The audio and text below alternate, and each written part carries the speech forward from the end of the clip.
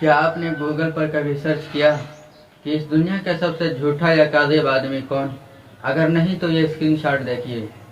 मतलब कि अब गूगल की टीम को ये यकीन हो चला है कि इस शख्स से बड़ा काज़िब या झूठा कोई नहीं।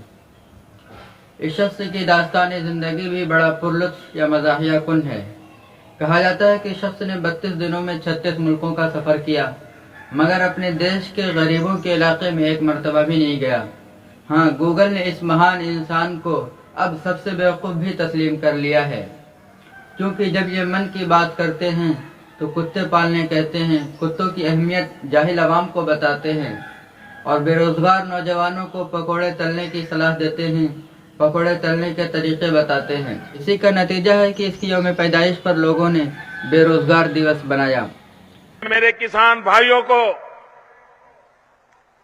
मैं वादा करता हूं कि भारतीय जनता पार्टी की सरकार बनने के बाद पहली ही मीटिंग में पहला ही काम किसानों की कर्ज माफी का कर दिया जाएगा। और मैं खुद इस काम को करवा के रहूंगा। ये मेरी जिम्मेवारी मान लीजिए। ये वीडियो भी उसी शख्स की है जो आज से 7 साल पहले चुनावी मौके पे एक ख्वाब के तौर पे दिखाया गया था। मगर खैर, सारी जितनी पार्टियां सरकार में आती हैं सब यही ख्वाब दिखाते हैं।